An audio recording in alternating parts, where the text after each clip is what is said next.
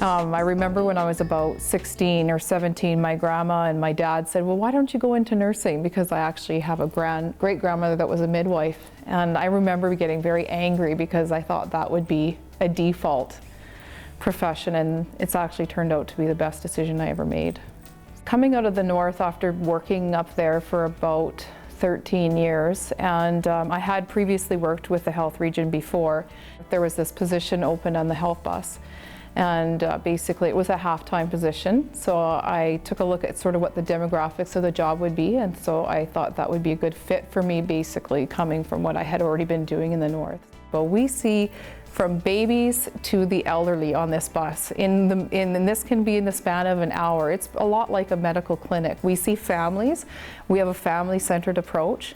So we will see, in an hour I can see a baby, I can see, an adult who needs a prescription refill, to somebody needing sutures, a prenatal with a bladder infection, UTI, or I can end up with somebody who has HIV on the bus requiring an abscess to be, drained and packed. We just see a wide variety of everything.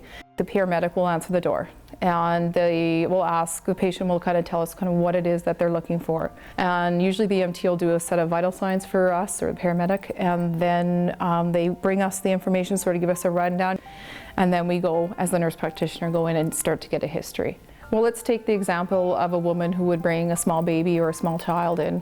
What we'll do is we'll get sort of a history from mom, get the demographics again, get the baby undressed, do a physical assessment starting, basically from skin, how the baby looks, from head to toe, basically examining usually ears, mouth, throat, chest, abdomen, and so forth, depending on kind of what the complaint is. Usually when it's an infant, though, we do go through pretty much every system.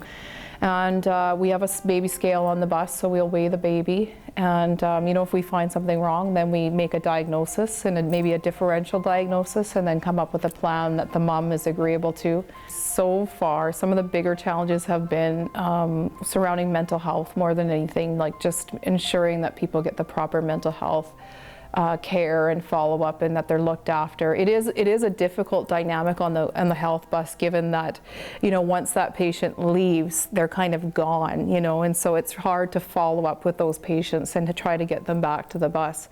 And that's the biggest challenge I find, is are they getting the follow-up that they need, whether it be mental health or whatever. I have a little philosophy, and it's compassion, openness, empathy, and caring. If you have those things, you'll always be a good nurse. Of course, knowledge is one of them, and that's important because people will figure out whether you have the knowledge, but definitely being compassionate is key.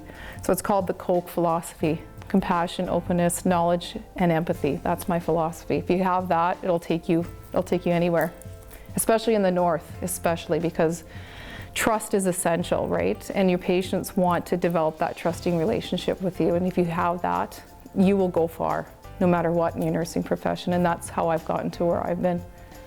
If something like the health bus, that type of care is what you're interested in, even some work as an RN up north is always good. It's always a good primer for coming back to work on the health bus as a nurse practitioner, if that's something that you're looking for, because it's hard to get work on the health bus unless you're in sort of a position or already a nurse practitioner. So if you're interested in any type of nurse practitioner role, I think that primary care in the rural or northern setting is a good place to start for certain.